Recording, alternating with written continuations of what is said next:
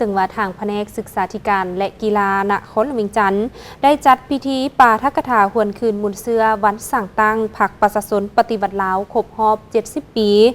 ซึ่งว่าพรรคเฮาได้นำพาซี่นำปวงชนลาวทั้งชาติต่อสู้ในการฮุกหานของจักรพรรดิก้าวไปสู่การปลดปล่อยประเทศชาติอย่างสมบูรณ์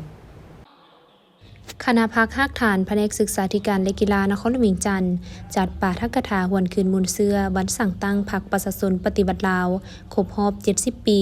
ติดพันกับการกะเกียมกองประชุมใหญ่ครั้งที่ 5 ของคณะพรรคฮักฐานของตนในวันที่ 21 มีนาคม 2025 อยู่ที่สโมสรโรงเรียนมัธยมศึกษาสมบูรณ์เวียงจันทน์โดยการให้เกียรติปาฐกถาของสหายเข็มเพชรแพงดวงจันทร์อดีตหัวหน้าคณะโฆษณาอบรมนครหลวงเวียงจันทน์มีสหายสมพรสอนดาราหัวหน้าแผนกศึกษาธิการและกีฬานครหลวงเวียงจันทน์พร้อมด้วยสมาชิกพรรคที่เกี่ยวข้องเข้าร่วมในการปาฐกถาครั้งนี้สหายเข็มเพชรแพงดวงจันทร์ได้ยกให้เห็นถึงประวัติมูลเสือการกำเนิดและเติบใหญ่ขยายตัวของพรรคประชาชนปฏิวัติลาวตลอด 70 ปีผ่านมานับแต่มือสั่งตั้งขึ้นก็ได้ประเสริญกับจักรพรรดิลาเมืองขึ้นแบบใหม่ที่ให้กาดกว่าเก่า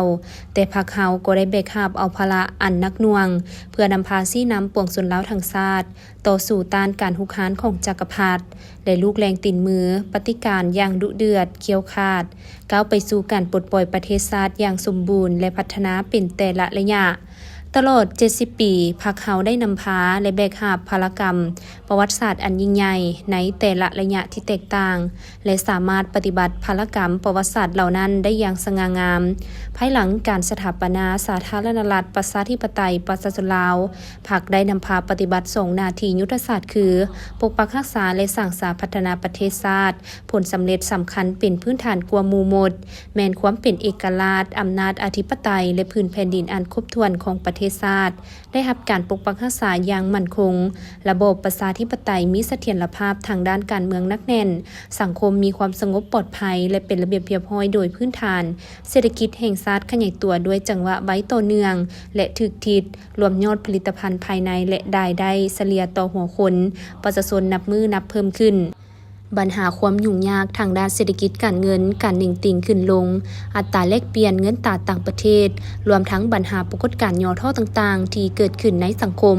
ก็ได้รับการแก้ไขและมีท่าเอียงที่ดีขึ้นตามลำดับจุดประสงค์การปาฐกถาครั้งนี้เพื่อทบทวนคืนมูลเสือและไสสนะอันยิ่งใหญ่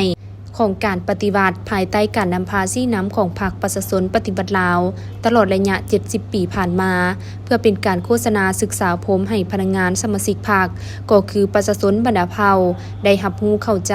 ทัดแท้มูลเสืออันดีงามของพรรคแนะใส่สรรเสริญคุณงามความดีของบรรพบุรุษผู้เสียสละชีวิตเพื่อชาติเพื่อประชาชนและเพื่อปลุกระดมน้ำใจหักชาติหักระบบใหม่ยกสูงการสร้างเศรษฐกิจเอกราชเป็นเจ้าตนเองตามทิศพึ่งตนเองสร้างความเข้มแข็งด้วยตนเอง